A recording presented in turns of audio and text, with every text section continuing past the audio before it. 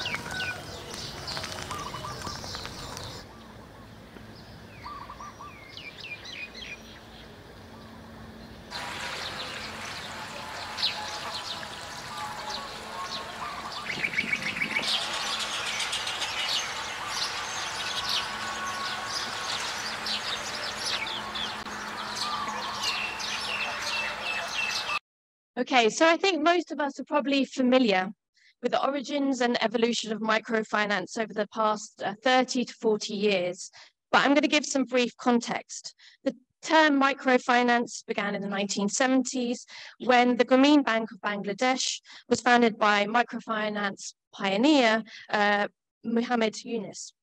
The original idea was that small-scale financing can act as a facilitator of entrepreneurial activity by providing funds to invest in small or micro businesses.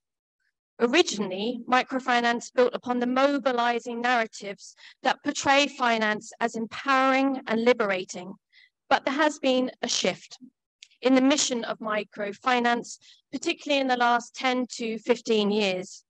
And that's partly been resulted in kind of criticisms from civil society actors and researchers who have really started to call into question the capacity of microfinance to make poverty history. Microfinance is less about poverty alleviation anymore, but rather about helping smooth sudden income shocks. And this ultimately, I guess in theory, would prevent the need for asset sales or the withdrawal of households from education, for example. So we see here a shift from microloans for entrepreneurial activity, for poverty alleviation, to a broader agenda of what we now know as financial inclusion. There are approximately 139 million microfinance customers globally, and the global market for microfinance is projected to reach $304 billion by 2026. In Cambodia, the growth of microfinance has been absolutely exceptional. The country had practically no banking services in the early 1990s. And microfinance began in the late 1990s as a state-backed institution, and eventually the sector has been privatized. Now the for-profit industry provides micro and small loans to over 3 million borrowers out of the country's 16.9 million people. And the majority of these borrowers are in rural areas. In the past 2 decades, the industry's total micro and small loan portfolio grew from $98 million in 2004 to more than 16 billion today. And this is approximately 60% of the country's gross GDP. So Cambodia is interesting as the most microfinance indebted country in the world. The average micro or small loan size, over $4,000, is greater than 95% of all incomes in the country, and it's more than double than GDP per capita. Alongside the overall percentage of households borrowing from the microfinance industry, Cambodia has been ranked as the most microfinance saturated country in the world. Now, this talk, I guess, is on financial inclusion, but it's particularly interesting here in terms of thinking about the emergence of development initiatives and discourses that center financial inclusion as a central instrument of adaptation to climate and environmental change, so-called green microfinance or kind of green financial inclusion. At the core of this new discourse lies the promise that new adapted financial products, including credit, insurance, remittances, could help the poor to reduce their vulnerability to climate shocks. But it's also argued that these products could help them better recover from climate disasters. But what's interesting is that for many financial inclusion proponents, the already existing actions and products of microfinance institutions do automatically, as to how they kind of sell this, automatically reduce vulnerability to climate risk, even when active steps are not taken to do so. They suggest that people in communities who have access to existing microfinance are better placed to diversify their livelihoods, spread risk, and build assets. So in Cambodia, microfinance provision has been part of the government's strategic adaptation planning for the last decade. For instance, Cambodia's climate change strategic plan, the latest one, includes an explicit objective to promote microfinance to improve access to credits by local communities for climate change responses. As a traditionally agrarian nature, highly dependent on rice monoculture, Cambodia has long been recognized as acutely vulnerable to the impacts of climate change. The overall temperature of the region has increased by 0.9 Celsius since 1960, and livelihoods are very much experiencing exposure to heat, floods, droughts. These are all kind of very occurring more frequently. So climate change is now routinely described as a major threat to the economy and society of Cambodia. And Cambodia is not necessarily unique in this, but it's a particularly challenging example of this. And this is not a problem of the future, it's a problem of the now. The impacts of climate change are being felt on the ground. Cambodia is now experiencing 46 more very hot days every year compared to the 1960 baseline.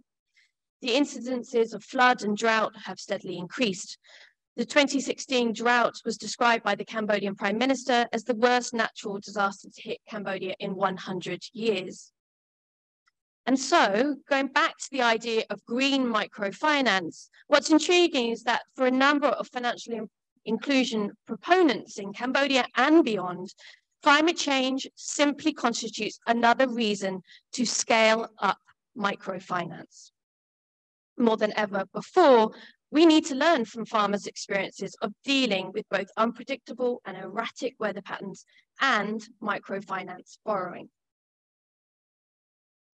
While there is no denying that microfinance can, in some instances, support households to cope with climate-related shocks, the research shows that more often than not, microfinance debts contribute to reproducing and exacerbating socio-economic and climate precarity for the many.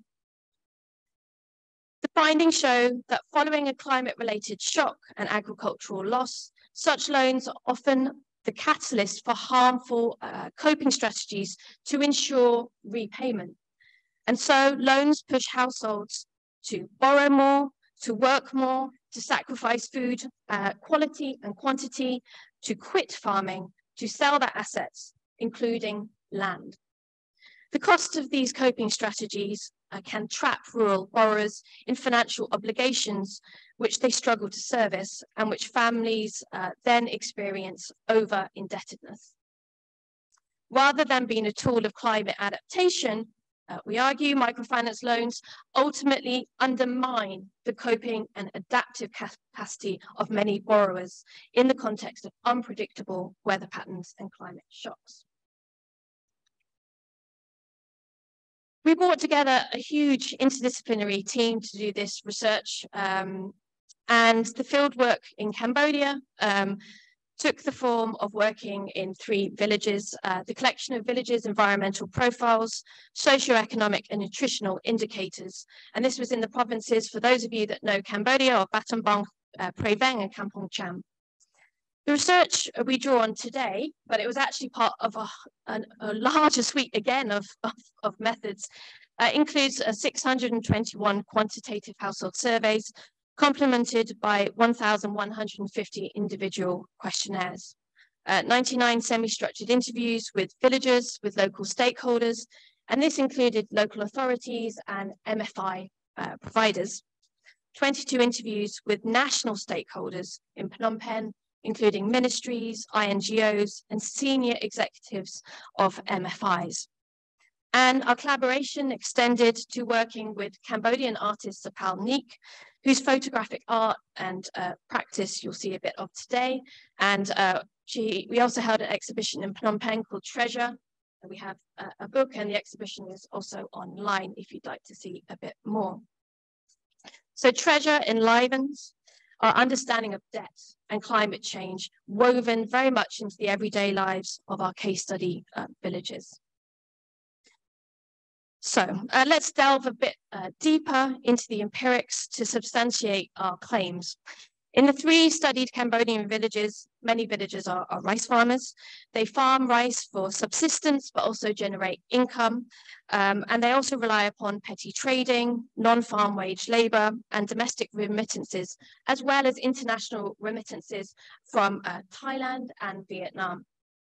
What's important to understand here is that in the last few decades, rice farming in Cambodia has become more expensive, more unpredictable, and increasingly vulnerable to climate change.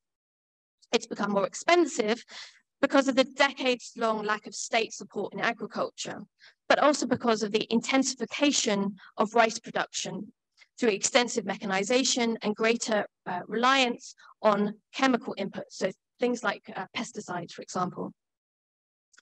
It's become more unpredictable because of the commodification of agricultural production and the increased dependence on market fluctuations. It's become more vulnerable to ecological pressures because of irregular and unpredictable rain patterns, increasing risks of droughts and floods, as well as high temperatures, and the risks of pests and diseases that many farmers complain about. In this context, formal credit as a result, formal debt, have come to play a prominent role in rural Cambodian life. Credit has always played a role, but the rise of formal credit, especially microfinance, has been notable in recent decades. In the 3 villages, 45% of surveyed households were indebted to a microfinance institution or a bank, with MFI and bank debt amounting on average to 64% of households' indebtedness. Microfinance average debt in all 3 villages amounted to over $3,500 US dollars. Many farming households we surveyed borrow from MFIs to farm rice. So for rice, you need to rent land, you need to buy seeds, you need to buy fertilizers to pay for irrigation and so on. But we also found that microfinance loans are taken out to finance everyday livelihood activities. The repayment of other debts is extremely common, and to finance livelihood diversification and domestic and international migration. The household survey, interestingly, indicates that farming households are significantly more indebted than non-farming households. When you look at this in relation to annual income, we find that the household indebtedness ratio for farming-only households was 181% compared to 139% and 118% for farming households relying on other economic activities and non-farming households, respectively. A large fraction of the income that farming households generate is through the cultivation of rice, and this is then used to repay loans. Yet, important to note, many farmers we spoke to implicitly, but also explicitly, stated that they were often only one bad yield away from not being able to pay those loans. And that's, for instance, what Chan, a rice farmer in one of the villages, told us. If the paddy rice is successful, we can make some money to return the money. But if it's not, I'm worried that I don't have the money to return to the lender.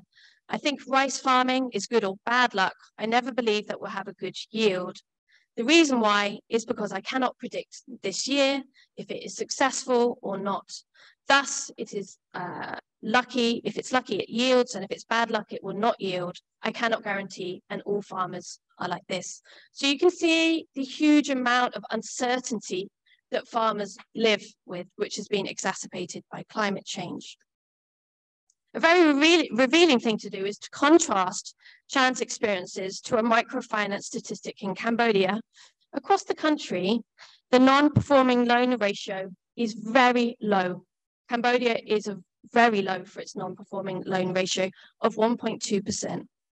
So to give you a comparison, the world average in 2021 was 6.5%. Does that tell us a good picture? If you look at just the figure, it may well do. And for investors, it does.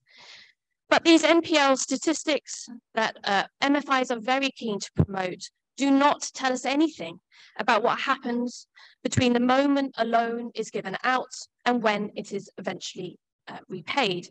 What we found is that following a climate-related shock and a bad yield, microfinance debts often are the catalyst for harmful coping strategies to ensure repayments. And what we're going to do is to go through 5 of these coping strategies we've identified. And for that, I will hand over to Vincent.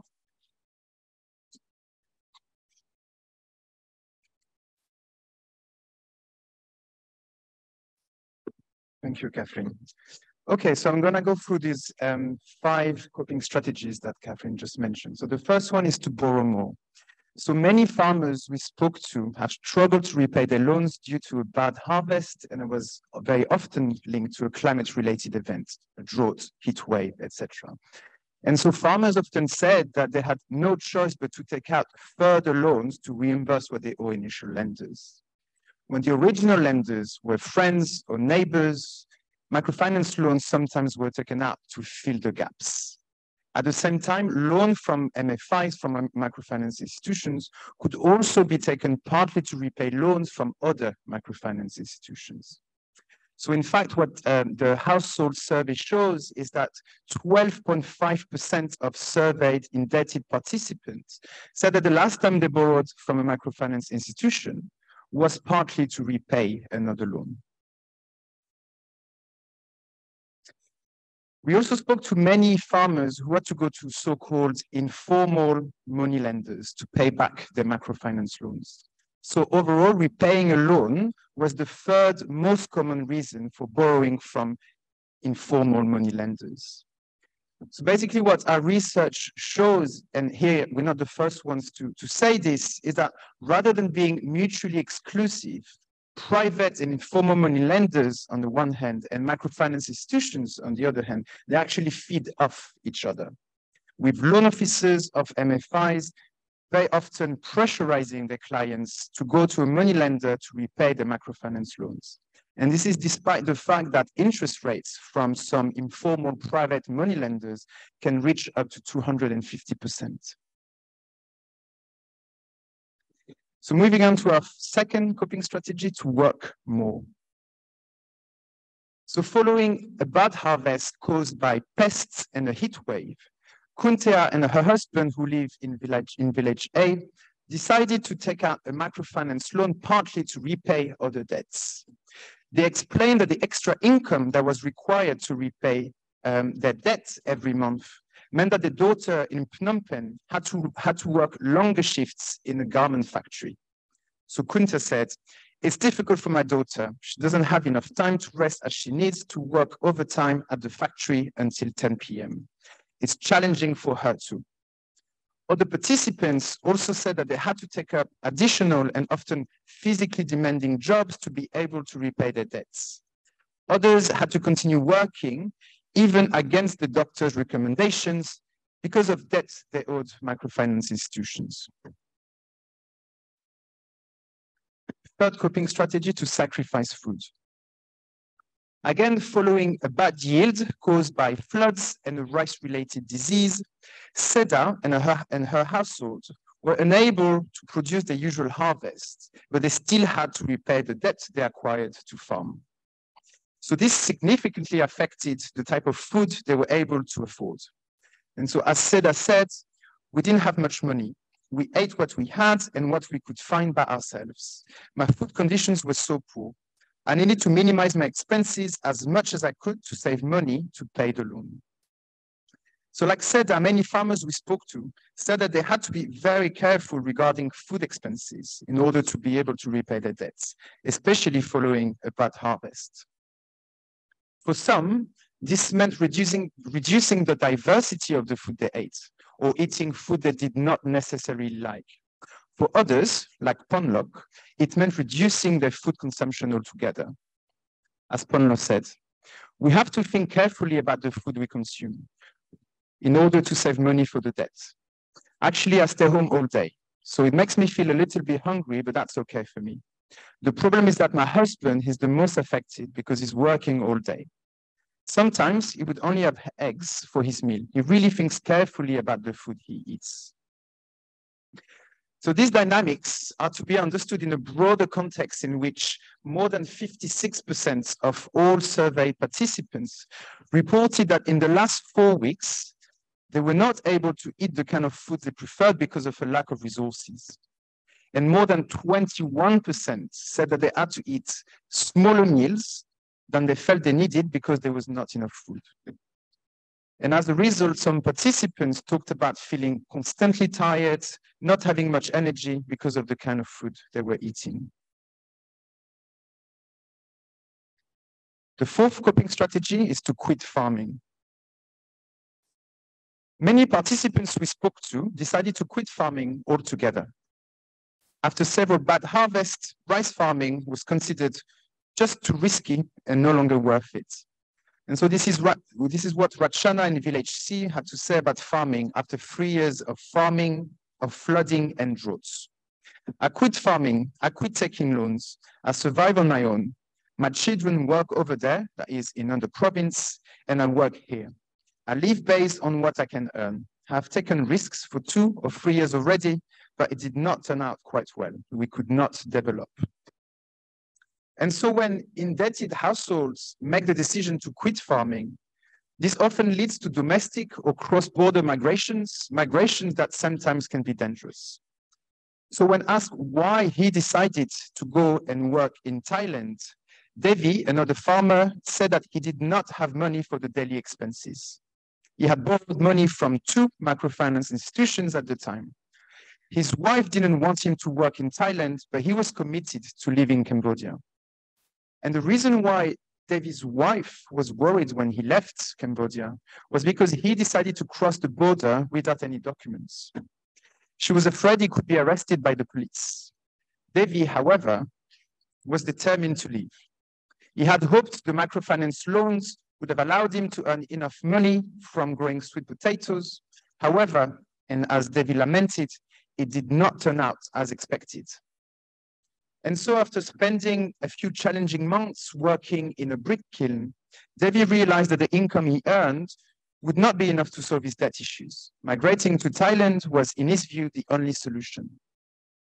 And here what's particularly interesting is that while domestic and international migrations can sometimes be framed as adaptations or as climate adaptation strategies, what the case of Davies and many other farmers' households highlights is that microfinance indebtedness can exacerbate not only the everyday financial challenges at home, but also the fragility of coping and adaptive strategies that migrant households employ across space. And finally, the fifth coping strategy, the selling of assets. So a large proportion of farming households reported that they had to sell some of their assets in order to repay loans, again, in the event of a bad or failed harvest. And as we all know, I suppose the selling of productive assets is widely considered a harmful coping strategy in households' management of risk. So key among those assets that had to be sold were livestock, but also, and importantly, land. 15% of surveyed households have sold at least one plot of agricultural land over the past 10 years. And 31% among those households did it to repay repay loans. So in other words, in the last 10 years, over 5% of all indebted households we surveyed have had to sell at least one plot of agricultural land to repay a loan.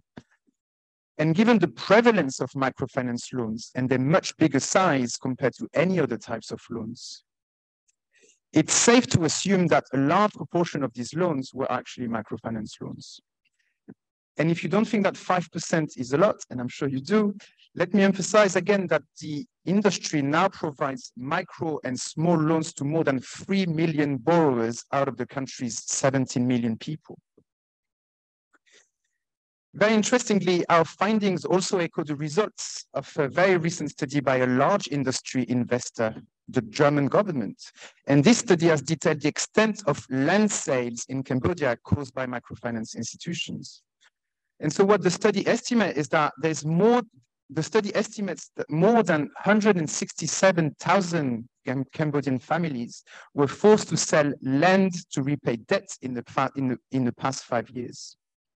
And as the civil society organization Likado in Cambodia highlights, this represents almost 34,000 debt-driven land sales per year, or roughly one sale every 16 minutes. So the findings from our Depleted by Debt project show that microfinance debts contribute to exacerbating precarity and harm for many. And here we're talking about economic, but also climate precarity. Farming households face not only increasingly frequent failed harvests, but also debt repayment problems. They are pushed to take on individualized, depleting, and sometimes dangerous coping and adaptive strategies to manage worsening conditions at home. And what this does ultimately is that it undermines the capacity to adapt to the impacts of climate change. So what we hope our research does is that it contributes to offering cautionary evidence on microfinance for climate adaptation, or what some people call green microfinance. Finish with, so what to do? So we'd like to propose some potential ways forward to supporting Cambodia's mainly rural population. And these are obviously not exhaustive. The first recommendation is debt relief. Again, we're not the first one to say this, but rather we'd like to join organizations that have called for this for a long time in Cambodia and beyond. Transformative relief programs, including debt forgiveness, should be established at the household level to allow borrowers to be better positioned to adapt to the impacts of climate and environmental change. And what we want to emphasize here is that this really should be understood as complementary to programs that advocate the cancellation and restructuring of public and private debt accrued by many countries in the global south. So as spending is diverted to the servicing of debt, both at the household and country levels, it appears that transformative and just adaptation is growing further from reach. So such relief programs could go in tandem with provision of unconditional cash transfers, although we're very much aware of some of the limitations of cash transfers. That's why they should absolutely be supplemented by the expansion of much stronger systems of social provisions, and the expansion of community-owned or community-controlled institutions for climate adaptation and a just ecological transition.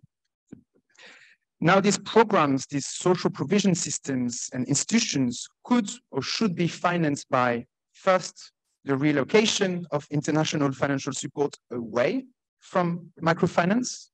Second, more robust taxation and regulation of profits, dividends, and capital gains generated by MFIs.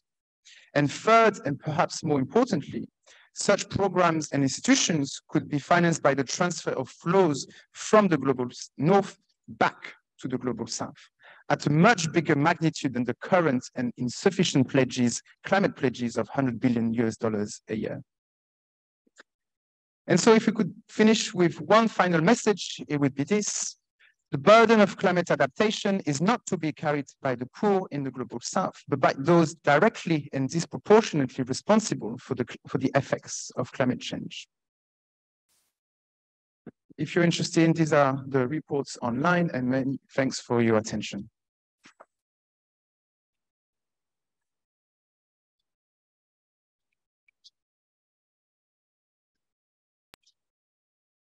Wonderful. Thank you very much, Katherine and Vincent. And I would like to introduce our third speaker for the second plenary now, or for the second keynote, Daniela Gabor.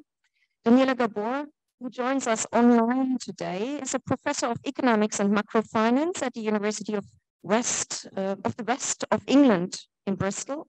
She's an incredibly well-published scholar, and I dare say she's a scholar whose unique expertise is in high demand, well, not only by the academics as frequent keynote speakers, keynote speaker, but also as a end discussant, but also increasingly by political institutions.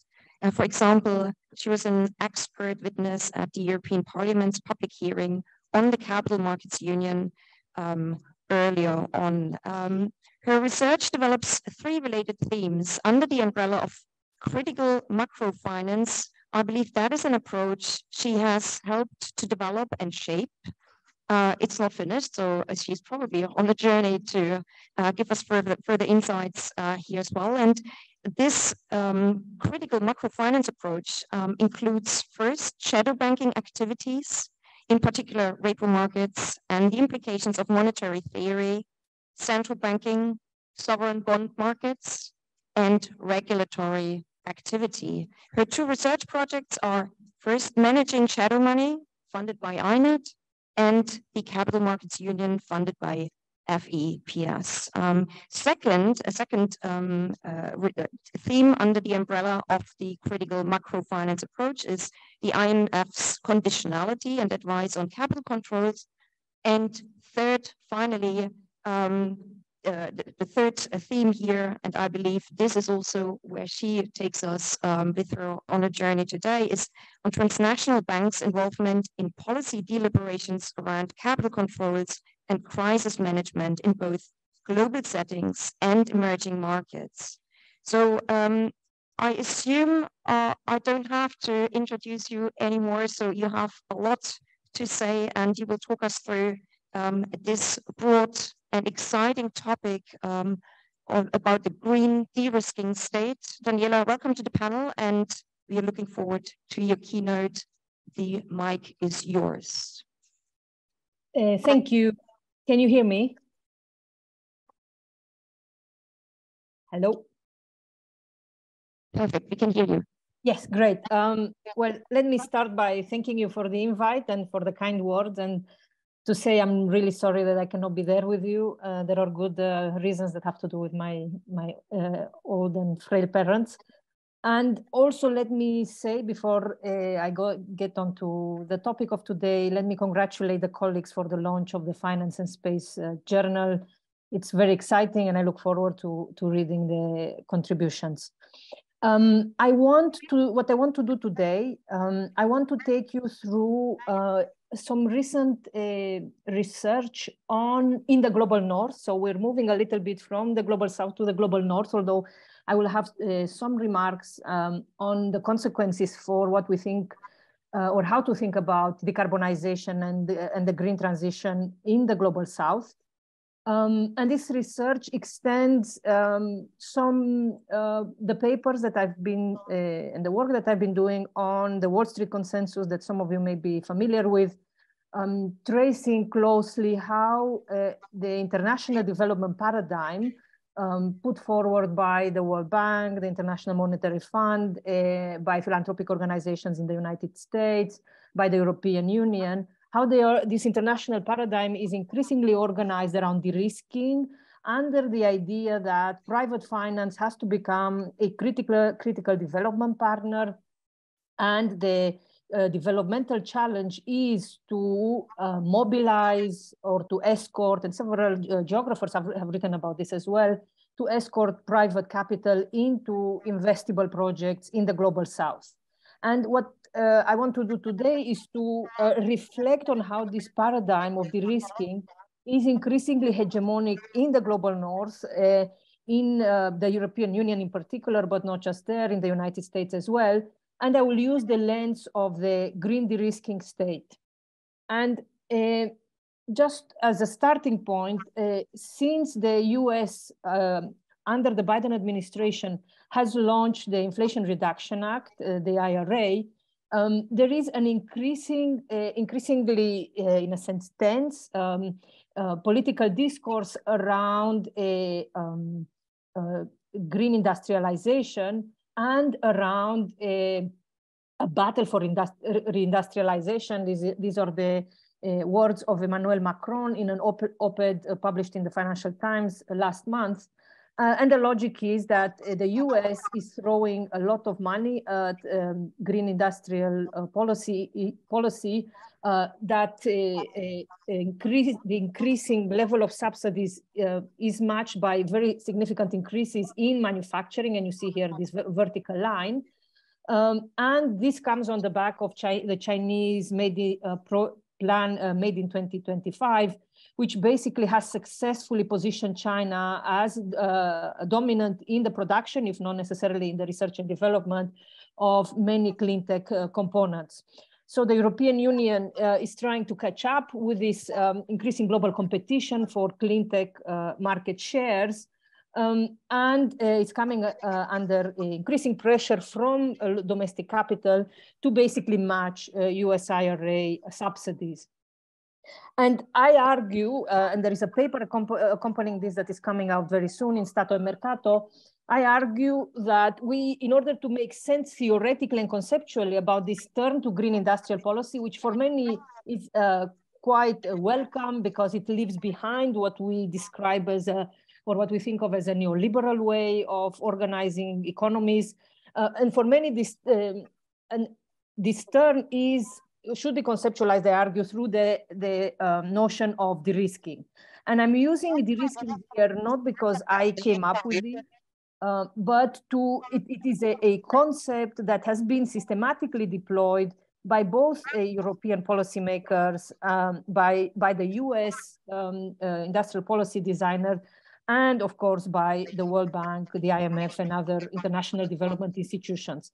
And I'm just showing you here a quote to convince you that this is the case.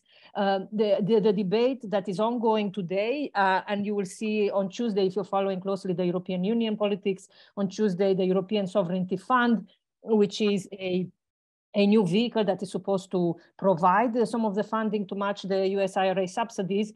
Thierry Breton, the French Commissioner for the Internal Market, he describes this as an instrument to de-risk investments in future technologies and industrial production capacities. And this European Sovereignty Fund will complement or will be central to the second pillar of the European Green Deal industrial plan, so the European strategy for industrial policy, and that second pillar is faster access to sufficient funding. And I think about this turn to de-risking through the concept of the de-risking state, through the idea that there is a new social contract emerging between the state and private capital, first particularly with private financial capital, but now it's moving into broader types of capital. And this de-risking social contract basically imagines policy challenges as challenges of investibility. In other words, because under the assumption that the state has narrow fiscal space, under the assumption that there is public debt that needs to be shrunk, that should not be grown further, then the solution to growing policy challenges, to new policy challenges, to the climate crisis is to tap into the existing private pools of private capital and to create new partnership for investability where the state takes on some of the risks to make projects more investable. In other words, the state increases risk-adjusted returns and thus persuades private capital to invest where it wouldn't go or it wouldn't invest on its own.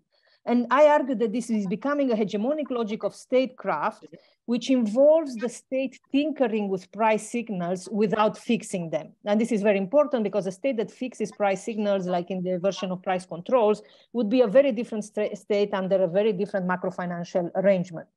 And you can find this logic of de-risking in the unconventional monetary policies of the European Central Bank in countries in the global south as well that have intervened during the COVID crisis to put a floor on the price of government bonds for investability. You can find it in carbon contracts for difference that are ubiquitous, in renewable, in private renewable contracts. And you can find it, as I described earlier, in investable nature, in social infrastructure, the fiscal and regulatory de-risking through, for example, public-private partnerships is there. The growing efforts in the global north, led by Germany, but not only, to create a green hydrogen commodity are again framed and undergoing through a logic of investability. And what I want to focus a bit on the presentation today is investable clean tech. In other words, green industrial policy that is targeting the increased manufacturing capacity of countries in the global north is framed through a logic of de-risking. And there is a literature that comes with this that asks question about what does de-risking as statecraft look like, both from critical macrofinance and from geography and from developmental studies. And I put there a list of papers that are relevant, and I'm very happy to share the slides afterwards. Within my own research and with other colleagues, I have looked for the European Parliament, for example, at how housing has become an investable asset class in Europe.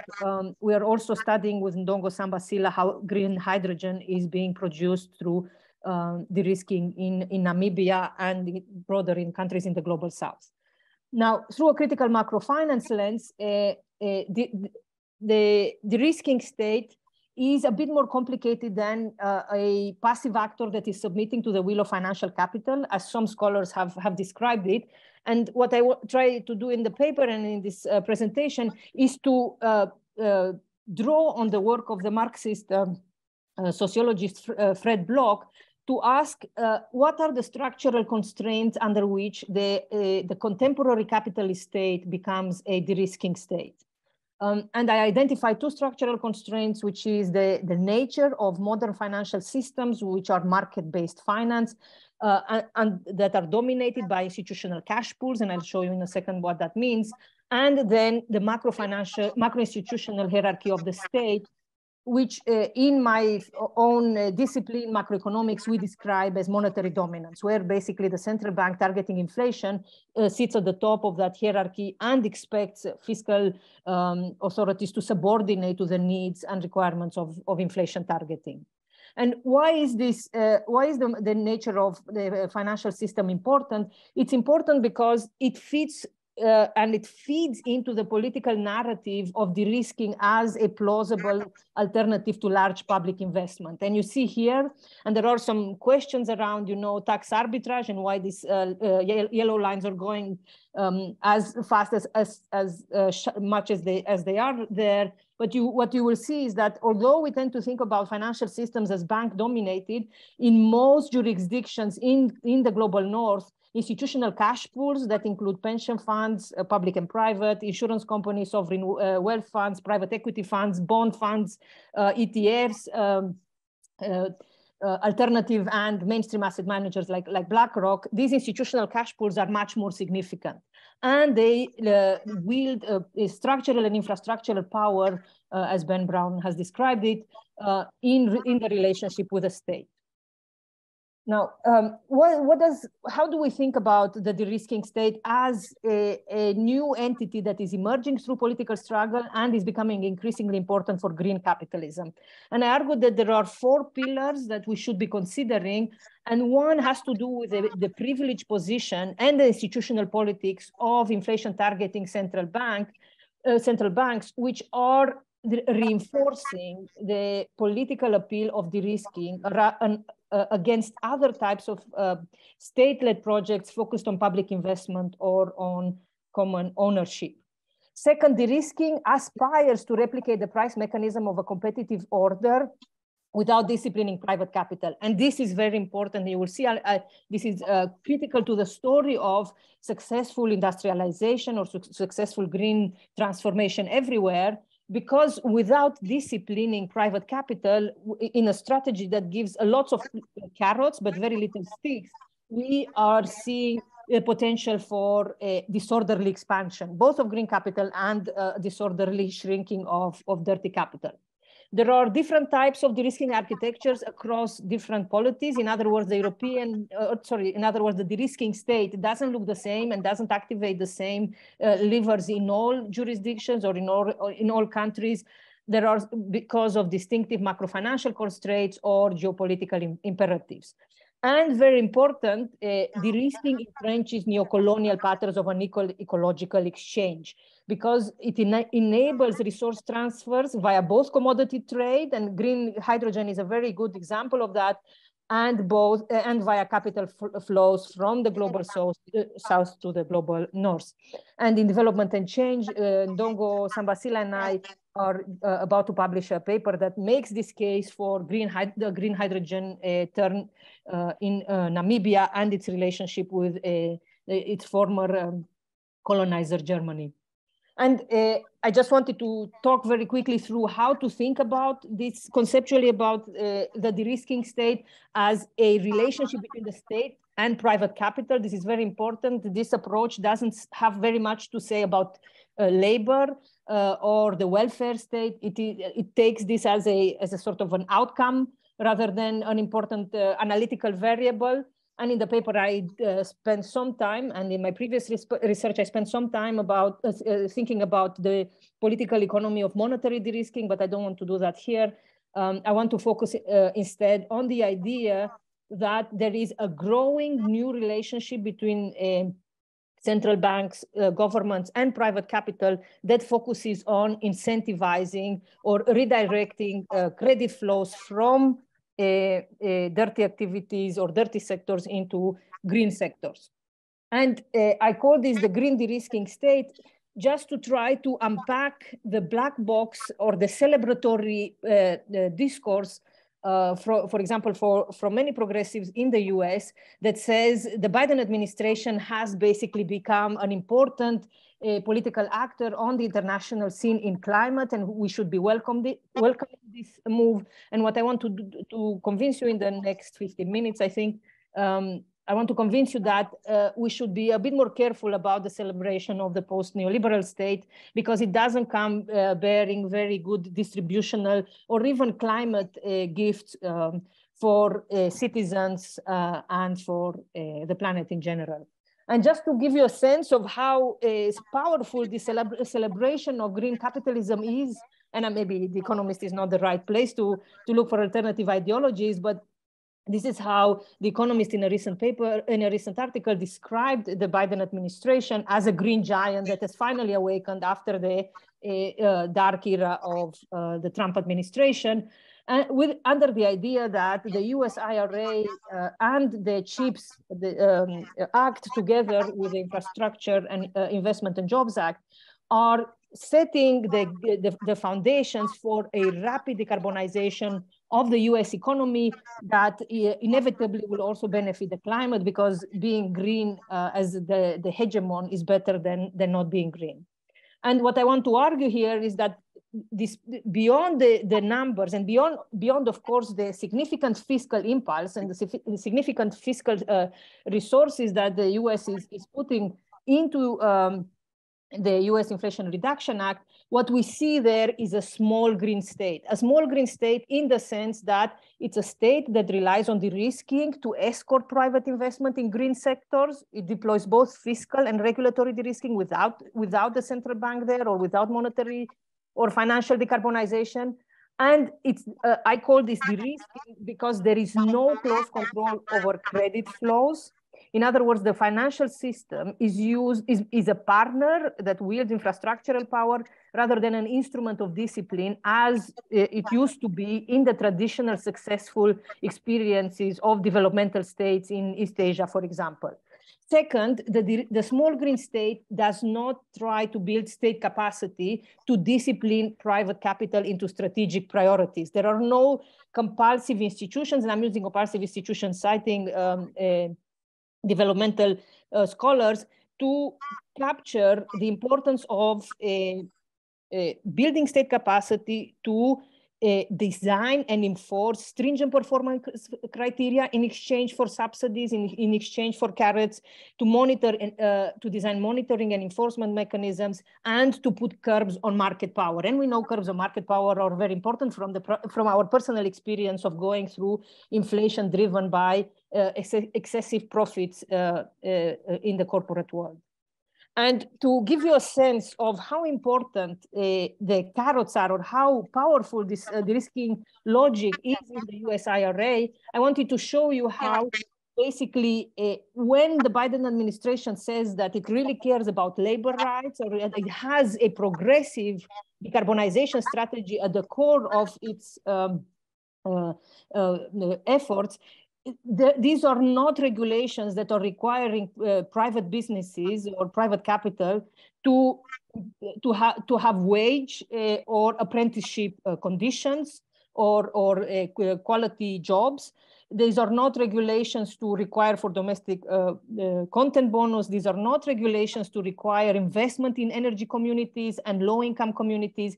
These are bribes. In other words, a private company starts with a 6% tax credit and can accumulate progressively more tax credits up to 70% of upfront investment costs. Basically, $7 out of $10 invested will be paid for by the United States federal budget, but it can accumulate those tax credits depending on the kind of areas that it wishes to cover. So, for example, you can have a private company saying, well, I do not want to work with trade unions. I do not want to follow wage and apprenticeship targets or standards in the US IRA. 24% tax credit is not enough for me. So the de-risking state does not seek to discipline private capital into strategic priorities. It simply tries to bribe it into doing so. And I argue, if you look at the European Union's Green Deal Industrial Plan, or the Net Zero Industrial Strategy that is being debated in Parliament this week and next week, we see the same logic of decarbonization under industry leadership, very much in contrast with the US CHIPS Act that is trying to onshore or relocalize chips or semiconductor manufacturing in the US, where we see state-directed industrial upgrade and where we see a greater willingness, of course, driven by the very peculiar politics of the United States, a greater state willingness to discipline private capital into national security priorities. And there are several examples that I quote in there of instruments of these coercive institutions that will ensure that private capital meets certain criteria in order to benefit from the grants in the US CHIPS Act. And why is this important? Because, and I will show you in a second, okay, so what's wrong with de-risking in the end, if that's the only political compromise that we can achieve, given the stage in late capitalism we are in? Maybe we should be thankful for that. I argue that when we think about decarbonization, we have to also envisage alternatives. We have to be bold and think the impossible. And that boldness in a sense has to also recognize that the state has to, a larger state has to be central to decarbonization. There is no other way around it, as it were, whatever your views of the state are. A big green state is necessary because the project of decarbonization doesn't involve just creating new markets or creating new green industries. It also involves shrinking certain sectors, and it also involves the very difficult domestic politics and coalitions that are going to resist very much those shrinking. So we have to think more creatively about the range of measures that are necessary in order to proceed with decarbonization. And in the paper, I won't spend too much time on this, but in the paper, I describe how the European Commission, trying to circumvent the macrofinancial restrictions and constraints that are very distinctive to the European project, where there is a politics of pressures for fiscal and monetary austerity that we see very clearly today. The European Commission uses de-risking as a sort of way around it, as a way around these constraints, and says, well, let's try to work out how much money do we need how much public money do we need to bribe private capital in order to achieve our strategic ambitions in terms of market shares. And there is a lot of very creative de-risking accounting going on. I would say not very persuasive. And I want to the last 5 minutes thinking about what is the problem with a de-risking based decarbonization approach, or what is the problem with a small green de-risking state. Well, first and very important, the de-risking or a carrots now and sticks maybe later, but we are not sure whether there will be significant sticks. A problem is that it outsources the pace and nature of green transition to private capital.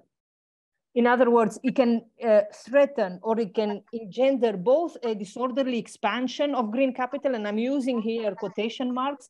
And if you look at the US IRA, you can already see there that, for example, the incentives that are given to electric vehicle manufacturers are working with the market imperative to basically shift production from small electric vehicles to big tanks that will be charged not with fossil fuels, but with electricity. So there is a danger that without close control from the state and without discipline, what we are seeing is not a smaller climate footprint, just a very different climate footprint, even with more renewables in play. The other complicated challenge is a disorderly adjustment of dirty capital, not just because we see systemic greenwashing, but because we are seeing a rollback of the European approach that we had since 2017, that combined sticks and carrots. And this political economy point is very important because Europe, at least nominally, at least until last year, had a very different idea of how to organize its green social contract with private capital for decarbonization. And just to give you an example, and I don't want to spend too much time on it, but you're welcome to both ask questions and to read our research on the ECB Paris gap with Maria Nicolaidi and Yanis Dafermos. What we have done is to monitor over the last 3 years how the ECB has been kind of designing an approach to an approach that we characterize as sticks and carrots to decarbonize both its portfolio of corporate bonds that it purchased during quantitative easing and to decarbonize its monetary policy framework, the standard loans, collateral rules governing its conventional and non-conventional loans to the banking system. And what we see in there, and in this paper called the ECB Paris Gap last year, or it's a report rather than a paper, what we have done is to argue that the ECB in many ways should be applauded for being the central bank, the only central bank in high-income countries that still preserves an approach that says you have to shrink dirty sectors, you have to penalize dirty capital, you can't just subsidize, you can't just give nice little carrots to green sectors. And this matters because, for example, in the tilting strategy, the ECB is trying to shift or has already started to shift portfolio of corporate bonds from the combination of dirty and green towards more green. But it also matters because the ECB has been developing metrics and methodologies for calculating the climate footprint of corporate issuers which of course is very critical, even in political and policy discourse, is very critical for legitimizing interventions that are trying to shrink the climate footprint of dirty issuers like Shell. And what we are, I'm showing you this from a paper that we're working on just now. What we see that the ECB's tilting strategy, I mean, it tilts the portfolio from dirty to green. The ECB's tilting strategy is already starting to pay off. In other words, what we see is that there is a lot more green in the through reinvestments of maturing corporate bonds. There is a lot more green in the second bar than in the first bar. We argue there could be a lot more green, and we have a methodology for doing so. The only problem with this approach, or with this graph, is that the ECB, under the political pressures of trying to compete with the US on extending carrots or giving carrots to private capital, the ECB is abandoning all attempts to decarbonize its monetary policy framework 2 weeks from now, from July 2023. And I interpret this as a political victory in some ways for private capital, because now the political discourse has shifted towards a very pure de-risking, where the only question is, how can I bribe private capital into my climate objectives? And this matters a lot, not just because it puts private capital in the driving seat, but because it weakens the development of state capacity to discipline private capital and to create the kind of coercive institutions that the US, for example, is trying to create for the US CHIPS Act. And in Europe, we have to do the same if we want to make sure that, for example, Shell, I don't know if you follow the Shell scandal, but Shell last year was applauded by the ECB for having a transition plan for shifting towards renewable investments. This year, under the attraction, and because the European countries have allowed Shell to make massive profits out of, and keep inflation rates high, Shell has just announced that it will shift back into fossil fuels and shrink significantly renewables. So I interpret this as a very clear evidence of what happens when you outsource the pace and nature of green transition to private capital. If market signals shift, you might get a very easy return to fossil fuels. There are also very significant distributional consequences, because a lot of the efforts to de-risk and to make public policy priorities investable, in practice means prioritization of and commodification of public infrastructure. And that goes from hospitals to schools to, well, highways is not a good example here, but highways is included in the previous iterations of this de-risking agenda. It goes into natural parks. Almost anything that you can think of can become, in social infrastructure, can become investable.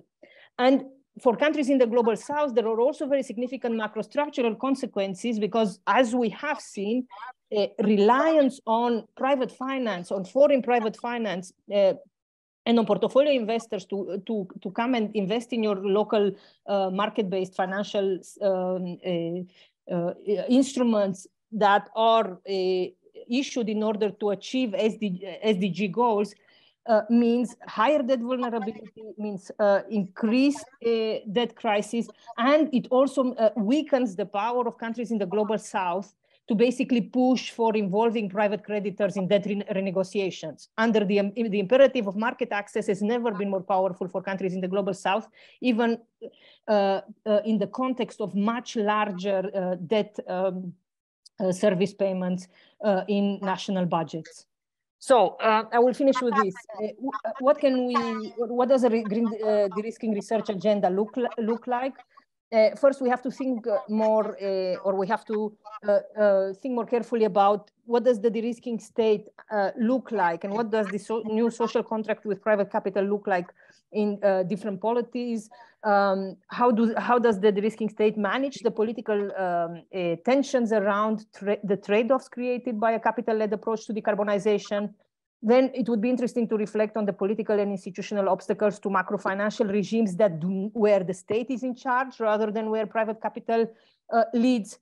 And something that I'm going to start working on is how the evolution of the Wall Street consensus under a new World Bank president and the evolutions roadmap, we are seeing, I would argue, a turn now with institutions, metrics, and practices towards green structural adjustment. We will see a lot more sort of ideological and policy effort put into forcing countries into a particular decarbonization pathway chosen by the World Bank.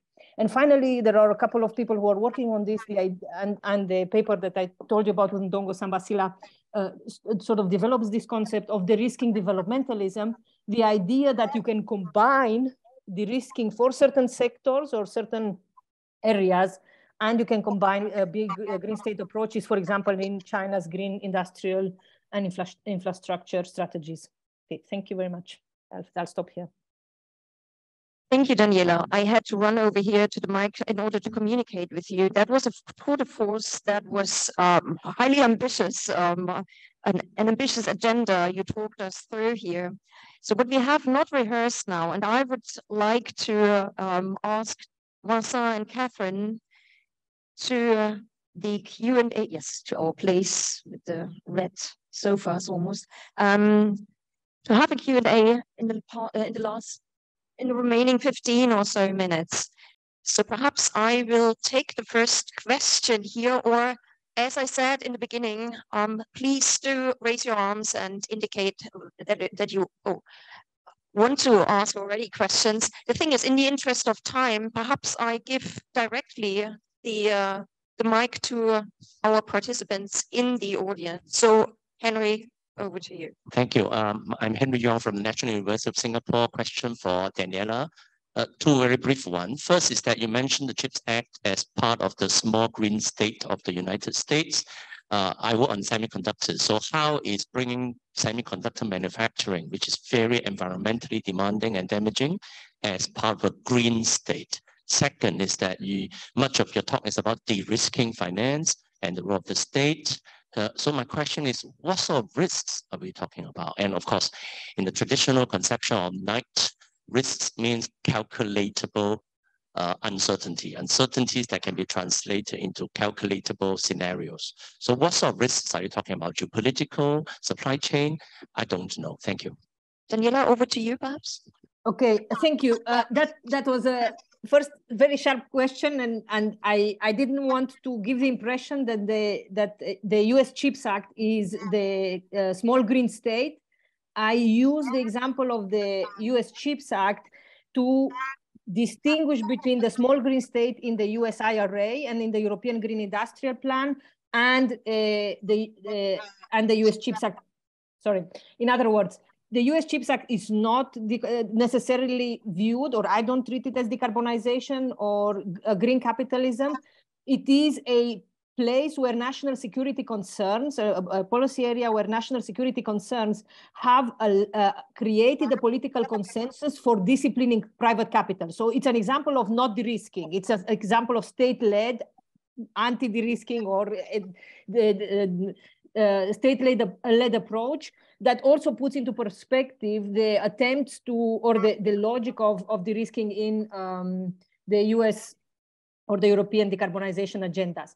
And you're right when you ask about what kind of risks. Of course, neither private investor nor the state are going to address Knightian uncertainty. So there is the uncalculable risks of, for example, real climate events, physical risks as they are described in the literature are not there. But the state can, for example, in carbon contracts for difference, the state can guarantee a certain carbon price for private investors. In public-private partnerships, the state can guarantee a certain level of demand. In the independent power arrangements in the private sector, the state guarantees a certain purchase price for renewable energy companies. So it can be demand risk, regulatory risk, political risk, exchange rate risk. The World Bank is just proposing, and the Bridgetown Agenda 2.0 is proposing a framework for the currency risk moving from private investors to the state. If you want to know more, I'm very happy to talk about in correspondence. Thank you, Daniela. I would just take a couple of more questions. Who wanted to? Godfrey and Francisca, and I think also Karen Okay, and Andy, and then we just collect the questions, perhaps two. Godfrey and Francisco first, and then yes, I go. Thank you. Godfrey Young from National University of Singapore. And I have two related questions to Katherine and Vincent. So the issue of microfinance and its sustainable debt is based on my own limited understanding. This could be two related issues: instrument and provider of microfinance.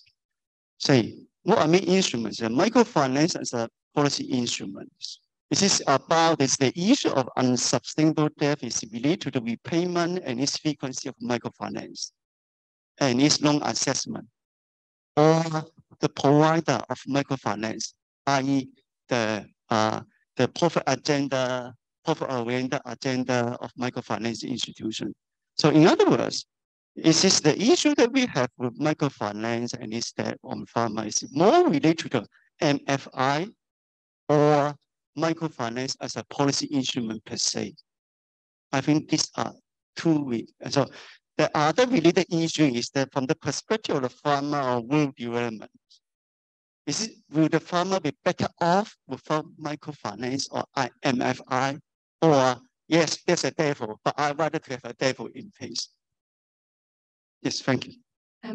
Yes, thank you very much for the very insightful presentations. My name is Francisco Sohns, Associate Professor in Economic Geography at Anglia Ruskin University. I have a question for Katherine. I just wonder whether you have any insights into whether it depends on what the microloans are spent on by the farmers. Basically, whether the likelihood to end up struggling paying back the debt depends on how the microloans were spent and used in the first place. So on the activity it was spent on. So yeah, that's a good question. Thank you. I think when it comes to microfinance in general, I think here we just in our research we draw on critical work that's been happening over now quite a few decades about the universalization, but also the commercialization of microfinance, and the results, whether you use, RCTs or other types of methods, tend to be either inconclusive or negative on all sorts of socially economic indicators, whether that's health, growth, income, assets, etc. And so whether that's because of the profit agenda of microfinance, I think it definitely plays a role. But what we're trying to say here is that to allow farmers to adapt to climate change, debt or indebtedness is probably not the way forward, because it just tends to exacerbate and reproduces precarity. One important caveat is to say that it's not the case for all types of farmers. The impact of microfinance on farmers is definitely shaped by class relations, whether you are a big landholder or you have you're the owners of equipment. Then debt and indebtedness will not have the same impacts on the ways you can finance production, etc. But for the majority, at least in our research, it did have a negative impact. I'm not sure I'm exactly responding to your question, but Katherine can also step in. Just to follow on in terms of the question around spending, I think the question was on that. I think in the context of climate change, one of the big kind of shifts is that you always needed debt to farm. That's how it works. But the issue is that you're having to spend more on things like pesticides and fertilizers to try and kind of beat declining conditions. But fundamentally, you're never going to beat it. So there's huge issues, for example, around toxicity in soils, in terms of toxicity in the food system, that is coming from the need to spend more money, service through debt, to try and farm, basically. And the other issue, which is really important, is that the shift from microfinance in terms of so often, you know, it's a narrative of entrepreneurialism, of development, often of women's empowerment. So 80% of all borrowers in Cambodia are women. Actually, those loans are taken on both for farming, but for the very stuff of daily life. So food, petrol, and that's partly in terms of perhaps this issue around like the lack of social protection, but the way that microfinance is de facto a kind of like form of financialized resilience, and almost the form of social protection that exists is microfinance, not proper social protection. And so there's a really difficult relationship and difficult conversations around the lack of social protection, because the investment's in microfinance for that, but fundamentally it's not well placed for that. All right, okay, 2 more questions, I would say. Andy, perhaps first. And yes, so you first, Karen. Okay, Andy, and then I have a brief question myself as well. Thanks, Sabine. Andy Pike from Kurds at Newcastle University. So I had a couple of questions for Daniela. First one, are subnational states, so regional, local governments, are they becoming de-risking states too? That was the first one. And secondly, what are the more social and public finance alternatives then that can mobilize this investment? Thanks. All right, and perhaps I can just ask a brief question as well. I mean, you all, Daniela, Katherine, and Vincent, you painted a quite gloomy picture here that is rather depressing, which we did not mean and did not intend this morning here. But it is like, you mentioned the profit agenda of microfinance banks. Daniela showed us a slide with where the asset to GDP ratio was among several Western countries. Luxembourg, absolutely disheartening. I mean, these global switchboards, and my question is here as well, what are actors, or do we need, well, how much finance do we need to transform, and do we need stronger change agents, and who could that be?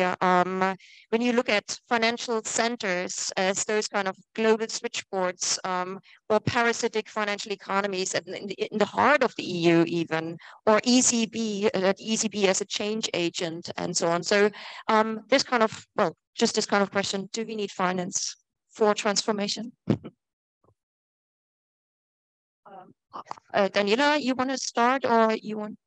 Okay, I can. Thank you. First, let me just quickly address the question of subnational level. I think that's fascinating, and the way that I understand it, for example, in the US, I don't know if you would describe that as a subnational, but at a state level, there is also a competition for de-risking to try to attract green investment, green private capital into specific areas. And in a sense, it was designed like this. De-risking was designed to placate Republican states with higher jobs and higher private capital investment. So yes, but it's a story that I hope somebody will tell, but I don't know any more details beyond that.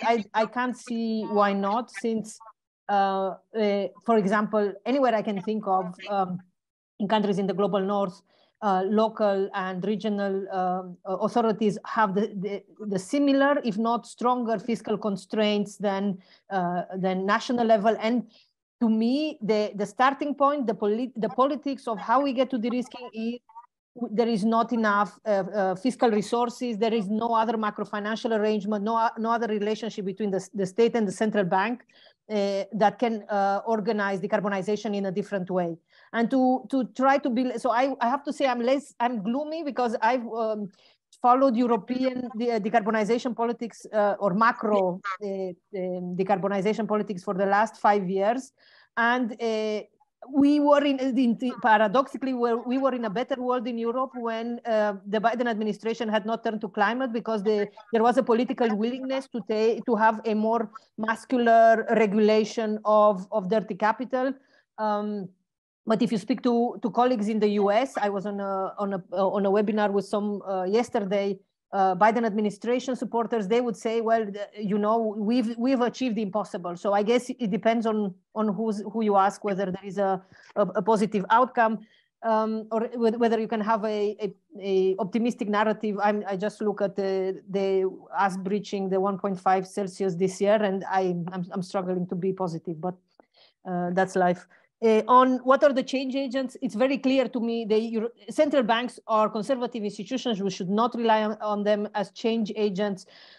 Where political pressure can come from is, again, and having been in Brussels 3 weeks ago at the conference on Beyond Growth, which was basically a lot of degrowth activists trying to organize with politicians to think about ways in which we can think creatively of changing the status quo, and the status quo of financial capitalism needs to change for decarbonization to be effective. And there you can discuss alternatives that are led by public investment. I would suggest reading, for example, the proposals of Commonwealth in the UK.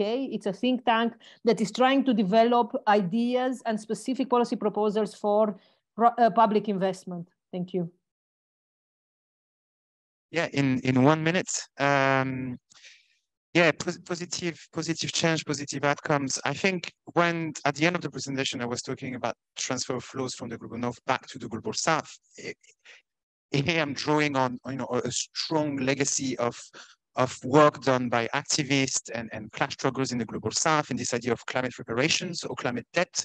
So in Bolivia in 2009, there was this Cochabamba climate conference, which was a response to the COP15 in Copenhagen, and how this COP again was a failure. And so the People's Agreement was this idea that climate debt reparations should total at least 6% of the gross national product of OECD countries. Obviously, we're very far from that.